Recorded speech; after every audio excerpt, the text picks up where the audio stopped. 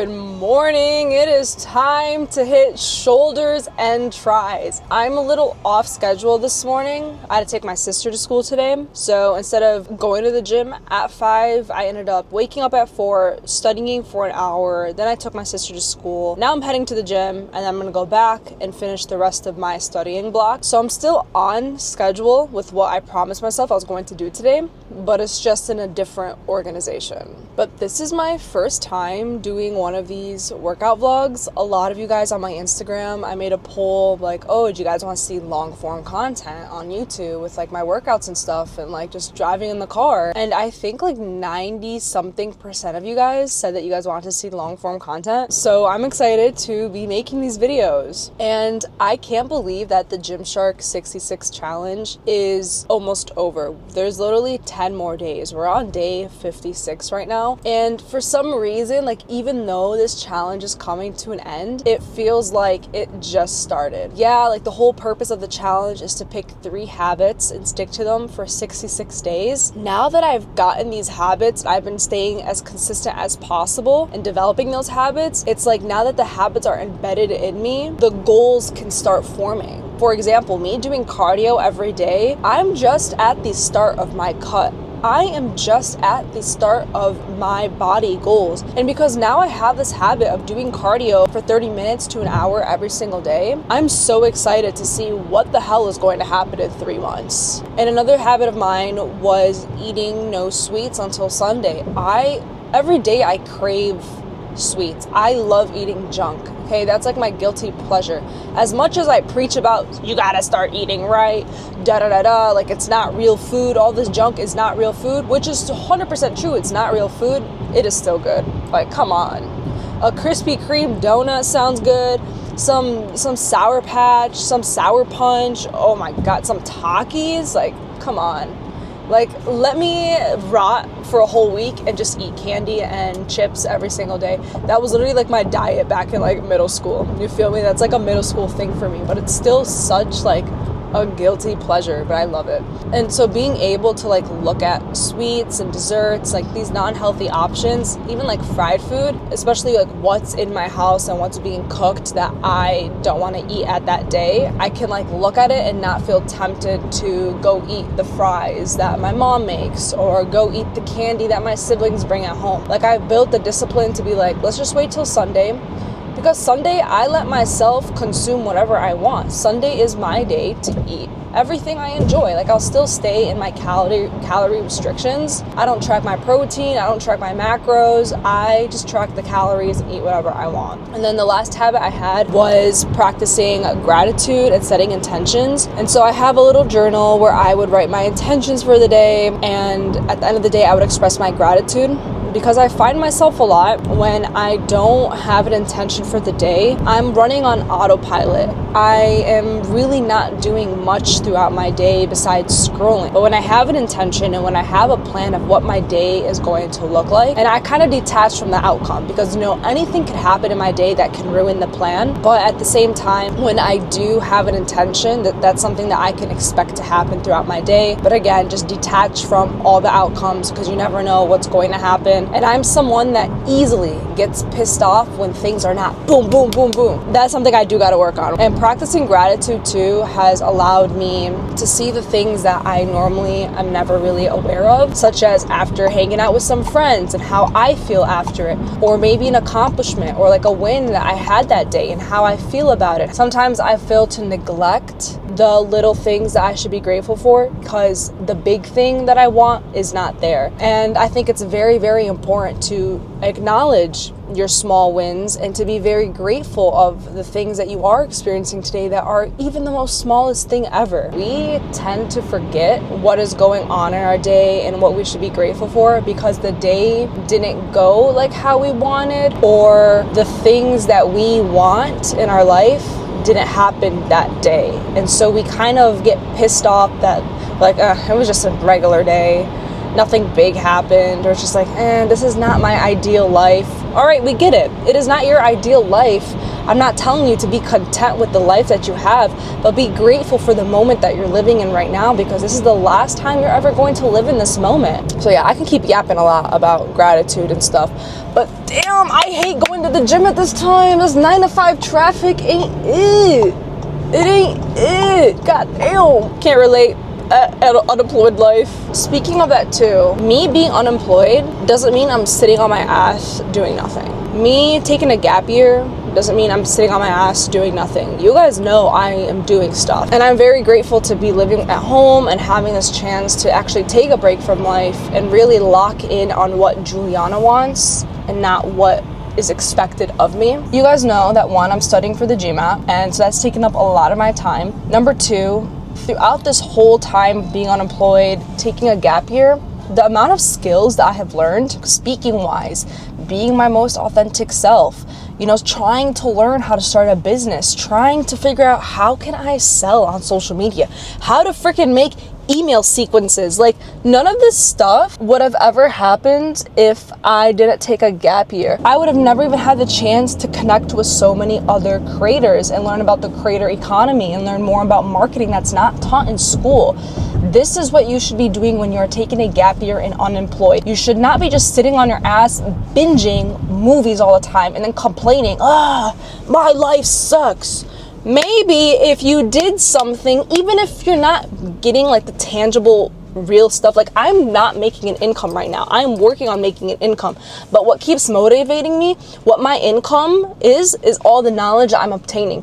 Because the more knowledge I get, the income is going to start coming. The more knowledge I get on how to make income online, how to make passive income, how to get out of this unemployment rut and make the most out of it. All of this stuff is happening because I'm learning the skills. It's so much different than someone who spends a year binging movies and eating chips on the couch, complaining about, I'm unemployed, this gap year sucks, or like going out partying all the time. Partying is fun and all, go and do it, but like, don't make it your lifestyle. Really lock in and build the skills that you need. Being in your 20s, you have so much opportunity. You have nothing to lose. Take all the risks that you want.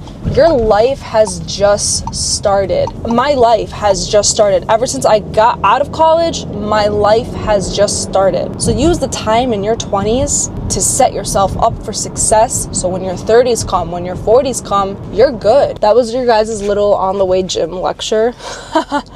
I don't even know where these came from, bro. I swear, like, I just be saying things, like, none of this stuff is planned. Dead. But yeah, that was your little gym. Okay, I'm gonna park somewhere else. Okay, you can go. You can go. Oh, that was such a good parking spot. The people that left got that first parking spot.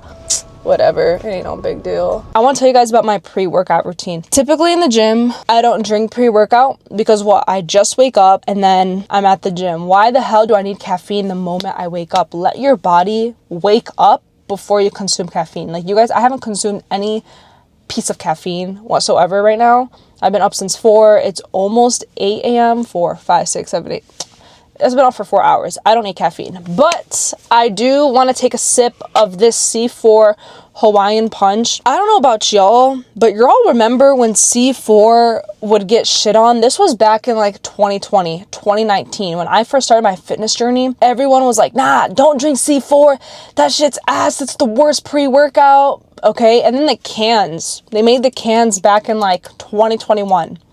And everyone started drinking them, and I never heard people talking shit about C4 ever again. I don't know what the deal is with C4, but I just saw Hawaiian Punch because I really like the Rise Hawaiian Punch. And this influencer, Caitlin Martinez, she got me into Rise. Like, that girl be drinking it all the time, and it's good. Rise is so good. So thank you to her. Let's try this. I just want to take a sip, and then I just sip on pre-workout or like caffeine throughout the day, because like I'm up for like I think 15 hours. I go to bed at 8. If I'm up at 4, go to bed at 8, 9 p.m. I'm up for like a long time. Anyway, I'm gonna stop talking and we're gonna do a taste test. Ooh. Okay, this smells like Hawaiian Punch. Like, it smells literally like the powdered Hawaiian Punch.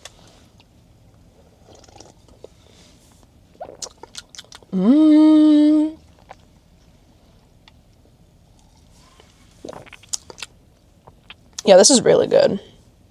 I like it a lot. Anyway, let's get this workout going. I'm kind of shy to be talking to the camera in the gym, but We have to get over this anxiety. We have to get over it. Anyway, let's get this workout going. Okay, I've never showed you guys my warm-up ever for my shoulders and tris day. Basically, I always sit in this corner and I do these things.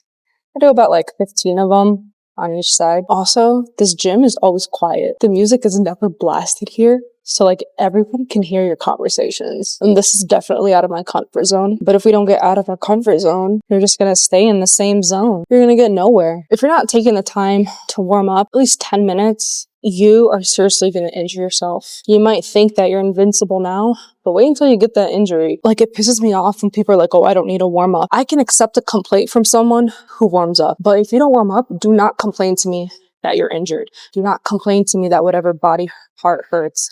That's not my problem. You know exactly what you're doing.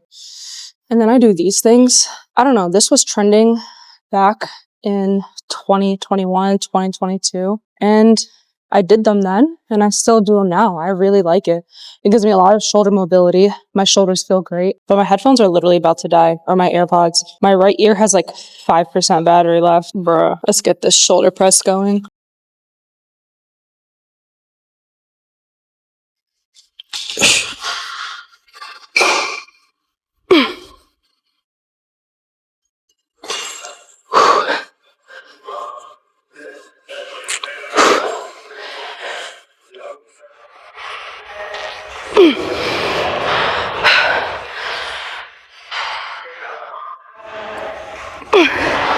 Two more.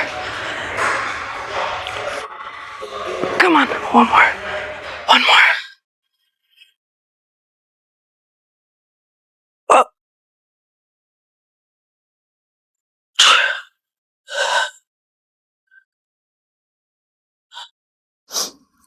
Easy work. I got 2 more sets, shoulder press, doing 40 pounds. So I'm gonna try getting 8 for both of them. That would be a PR. And then I typically do 2-minute rests between every set.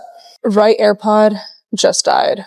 Hopefully, I'm gonna ask the front desk if they got a charger. I'm so glad it's not a leg day though. If it was a leg day, bruh, the whole workout would have been ruined. But it's upper body. Upper body is like a rest day to me. 3,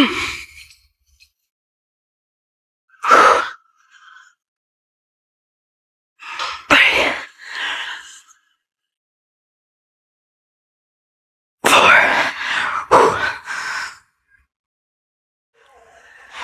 5.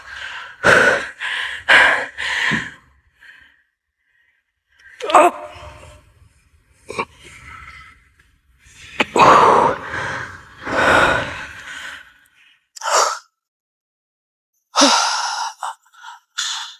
All right, last set. This is gonna hurt. It's all good though.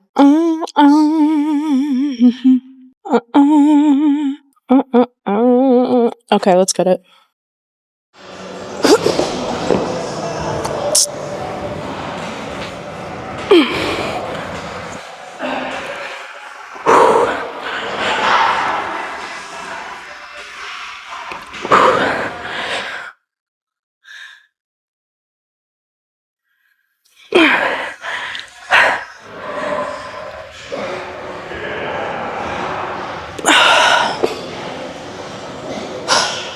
At least we tried.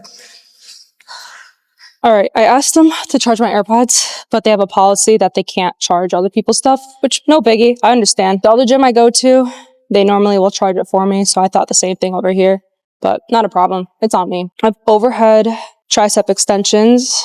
These kill. These kill, but they work.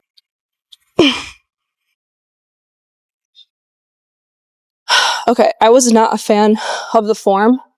This is like my 4th time doing this workout, and I'm not a fan of how, like, I'm using my shoulder blades at the end to push the weight. And I'm also not a fan of how, when I go up, the elbows are coming out. I want the elbows in so I can work this part of the tricep. So lower the weight, practice form, get better at it. I think a lot of times people think that they should go all in when it's a new workout, but I think that's like the mistake. You should be perfecting the form before you go all in, because you don't want to have bad muscle memory and then you're doing the form junky and you're not really getting the most optimal lift. And, you know, sometimes like I fall into that trap where I'm like, oh yeah, I'm lifting heavy. But I'm like, wait a second, form is not good. Let's calm down on the ego. Let's drop the weight, fix the form. See, that's so much better right there.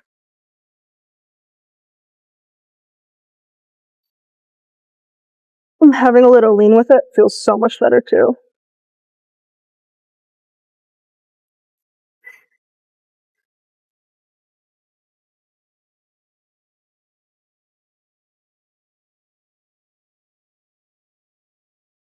I don't even know how much I did on that. That hurt with the 10 pounds.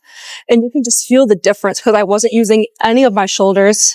My triceps were doing all the work. And the fact that it hurt and it was hard with the 10 pounds just shows how weak the long head of my triceps really are and how much I use my shoulders to do my tricep workouts.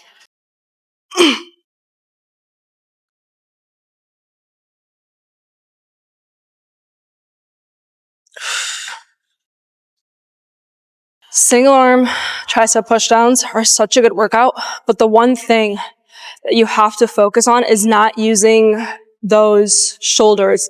I still find myself still pushing with my shoulder, but you want to keep your shoulders back and you want to make sure you're going slightly above a right angle and push down. But when you start using your shoulders, you're not using your triceps as much as how you should be using. And maybe like my shoulders might just dominate my triceps, which makes sense. Maybe that's why I use my shoulders a lot. I don't know. At least I'm aware of what's going on. I don't know. Learn from my mistakes, guys. I don't have a degree in like sports science or anything. This is just based off of how I feel, my body, my experience in weightlifting, and just a personal training certification I got like 3 years ago. So.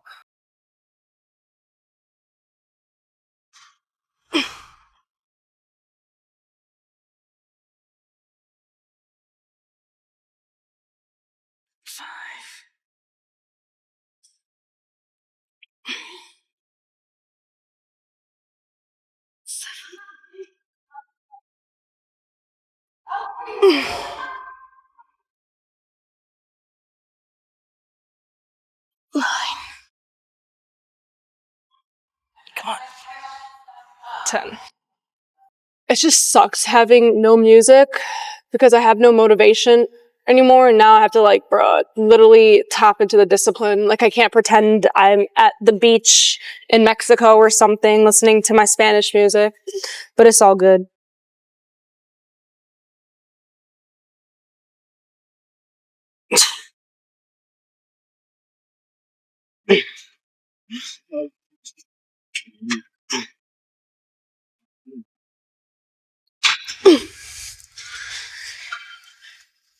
Seven. 8. 2 more. 9.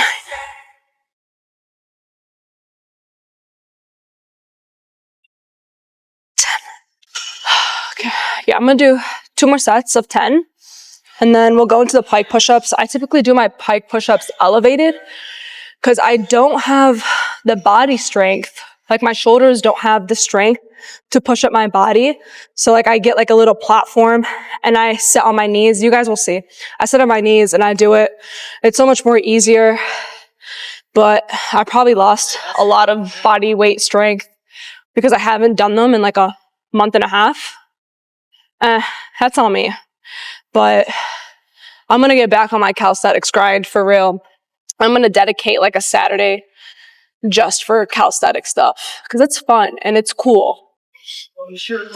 All right, guys, let me show you what I was talking about.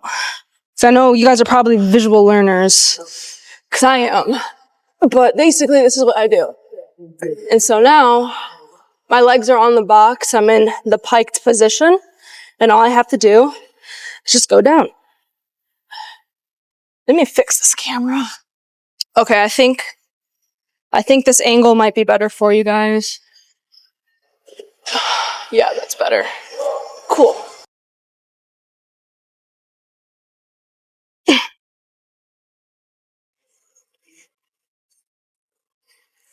These hurt. These suck. Oh my god. 4, 5. I'll do 6.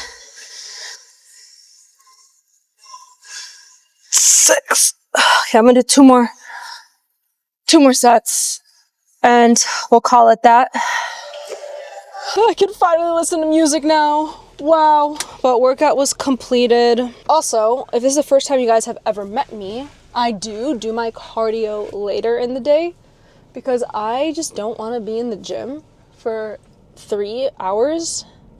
And I also get really tired after my lifting sessions. And so I do want to give my body enough time to recover and get prepared for an hour on the Stairmaster. Yay! And I do abs also with my cardio. So again, I'll do it later in the day. I do it around like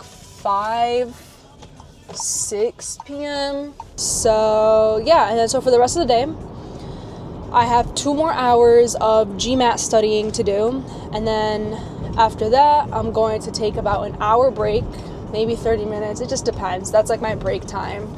And then after that, I'm going to do 4 hours of work for my business. I did just start my content agency. I really want to help content creators and brands just get more educated and better at content.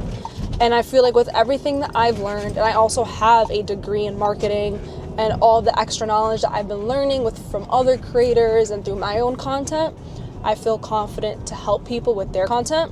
But the problem is, I need to learn how to sell. I need to learn how to generate leads. I need to learn how to create lead magnets. What makes people want to trust me? What makes people want to buy my product? And it's the same thing with my main account that you guys all follow me on. And if I want to start having exclusive communities, like paid communities, or if I want to sell you anything like a motivational packet, a discipline packet, I need to understand how can I build trust with my audience.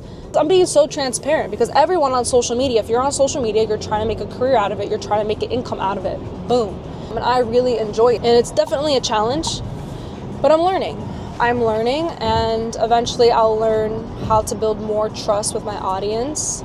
Because if you look at it, okay, we're about to talk about business, guys. We're done with the fitness stuff. We're about to talk about business. Okay? So take some notes. Take some notes if you're into content creation. Take some notes. If you look at it, okay, right now I'm at 13K followers on Instagram, which is amazing. And I'm so thankful to have this many people supporting me. And this happened like really fast and slow at the same time. I was stuck at 500 followers. Like I started my Instagram in May, stuck at like 200. And then December hit and I was only at 500 followers. And then one of my videos blew up and more videos started blowing up. And boom, I got like 10K in 2 weeks. And now it's February, almost March, and I'm at 13K. And I am so incredibly blessed to have had that experience. And all that experience happened because it was trial and error. I tested content and it didn't work, so I took it out and I tested new content. You keep testing. And the more you test, the more you will find better content that suits you and your audience. And like I'm still testing. Like I recently got a video. Like normally my videos that get like 2,000 views will get around like 200 likes. And I tested a video, a type of style, and only got 90 likes compared to 2,000 views. To me, that tells me that that content is not it. So I'm not gonna do that type of content no more. Anyway, that's not the point. The point is I have 13,000 followers. And out of those 13,000 followers, I truly believe that 25% of those people I should be able to make an income from. I should be able to sell something that provides value to them that they are highly interested in. Here's the thing, I can launch a product or a service online. Boom, I just created this product, it is $15, go and buy it. All right, no one is gonna buy it because I have never generated any trust with my audience. My audience, the only trust that they can see is what I post online, but they don't have any trust in any of the products I've ever created for them. This is the first product I've launched. Why should I trust you? I don't want to buy something when I've never used one of your products before. So that's when a lead magnet comes in. That is when a free product comes in. You launch a few free products that provide a lot of value, okay? And the more that people start trusting in your free products and the value, it will be like, you know what? I want to make an investment. Because on social media, you don't know the person. We have never met each other in person. So it is harder to sell someone on social media because you've never met them, you don't know them, you've never felt their vibe, you never felt the aura. So if you're trying to sell on social media, hey, I may be wrong. I don't know. I may be wrong. Who knows? But if you're trying to sell on social media, that is from my experience and what I've seen from other people, and that is what I believe may be true in my circumstances. Maybe there's a different hypothesis, I don't know. But I do things based on what I see in my real life, and I play around with that situation and try to find the puzzle piece. And I think that's the biggest thing in any type of thing that you're trying to accomplish in life, is worry about your own goal, your own path, and what works and what does not work for you. Seek the education, but do not copy. Seek the education and get inspired and get knowledge, and use that knowledge to then put it towards you. I am about to pull up to my neighborhood, but I hoped you guys liked this vlog. This was my first time. Let me know if you have any feedback. What should I do better, I guess, with these vlogs? What do you guys want to see more? But other than that, if it's the first time you've ever seen me, make sure you follow me on Instagram. I'll leave that below. And subscribe if you like my vibe. Subscribe if you like the vlog. And I will see you guys in the next video.